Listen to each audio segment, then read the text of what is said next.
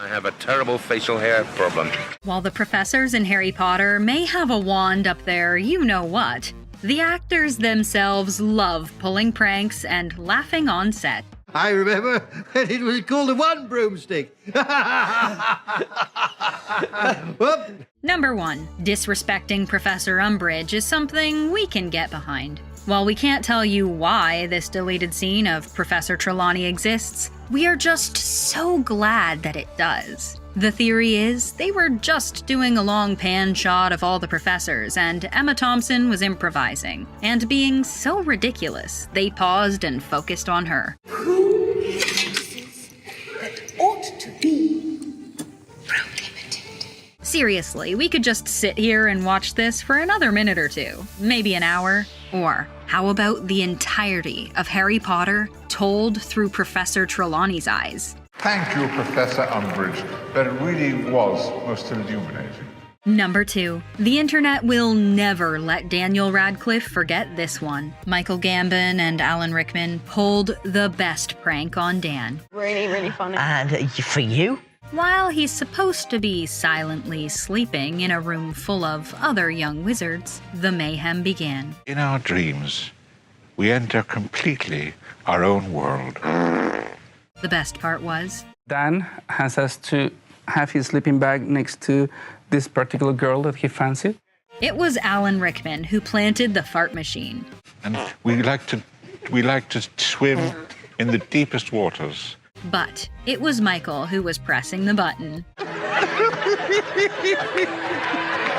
Michael and Alan were good buddies on set. Michael was always making Alan laugh, and they were lucky if they got a take where he didn't crack. So you are CE. Number 3. We would take Maggie Smith as our dance partner any day of the week. This leg moves first. Maggie, in character, teaching Rupert Grint to dance while she's hanging out in her robe is just hilarious. Put your right hand on my waist. It's probably good we've got visuals to describe the scene, otherwise you might have thought something else. No, you will have to lead eventually. Her metaphors are the perfect cocktail of elegance and quirkiness. Inside every boy, a lordly lion prepared to prance. And Rupert Grint was just a wee bit embarrassed of the whole situation, telling onlookers that no one is to breathe a word about the moment. Never gonna let him forget this, are you? Never. Number 4. Magic meets technology. Alan Rickman whacked his hand off the camera and only had this anticlimactic thing to say. And yet, it's still hilarious. He's not one to break character too much unless Michael Gambon's around, but odds are this footage wasn't salvageable anyways. Number 5. 1,000 takes would make for a long day. Robbie Coltrane's responses to literally everything are just hilarious. Ding dong. 1,000, take 1. Was that 1,000? Way! Robbie, we're not sure 1,000 takes is necessarily a good thing. We do our best to do it. Number 6. If only Ron were as talented with a wand as he is with a quill. Rupert Grint was caught doodling a nasty image of Alan Rickman. Alan Rickman was standing right behind me and I was so scared. Life imitates art sometimes. If you're playing the quote-unquote evil dark arts teacher, you should just expect some sassy students. The picture wasn't nice either. It was, I think I exaggerated a few of his features. Well, Alan Rickman, like the true gentleman he is, kept Rupert's art. I made him sign it, and I have it in my possession. And I'm very fond of it. Number 7. Now, for the hero of our generation. When Filch's cat is petrified, in the movie, Kenneth Branagh's character said, "Ah, thought so. So unlucky I wasn't there.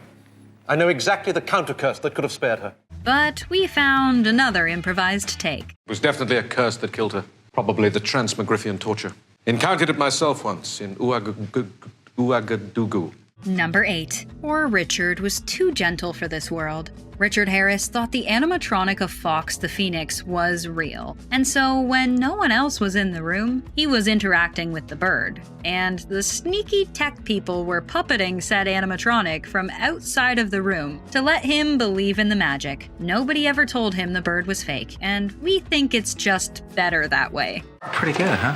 Number 9. Children are a nuisance. While Professor Macgonagall would never threaten to hurt a student, We never use transfiguration as a punishment. Maggie Smith might not be so strict with herself. Like, how about this moment? She pretends she's going to thump one of the kids with a scroll. Yes, we know, it's all teasing. Number 10.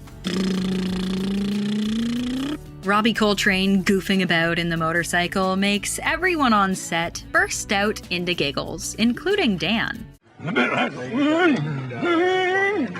This lovable goof can probably make even the grumpiest of people laugh on a bad day. Number 11. Our least favorite professor is full of personality. While Professor Umbridge is evil in the movie, behind the scenes Imelda Staunton and Macgonagall were best buds. Imelda sings, Oh, disloyalty. Yes. and she blah blah blahs about. Blah, blah, blah, blah. Disloyalty. Oh.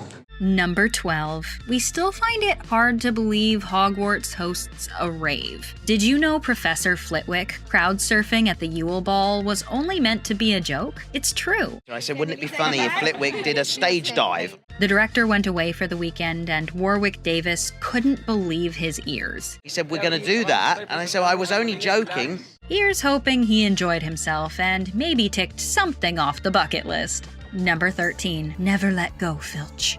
Take your hands off me, you filthy squib!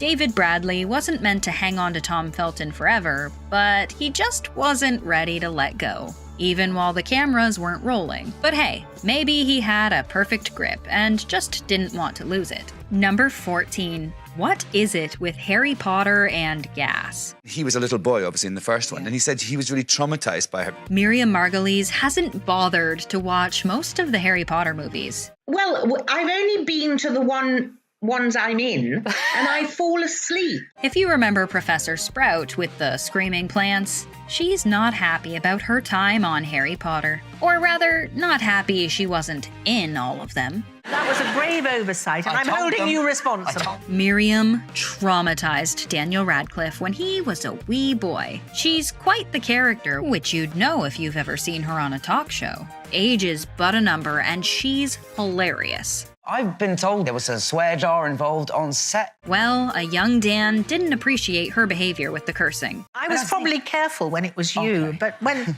with the other kids, I didn't bother.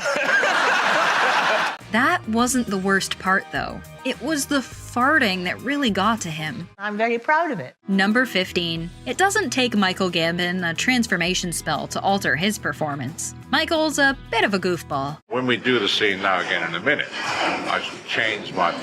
This cracks up Radcliffe. In a completely different way. Michael, we applaud your nuance.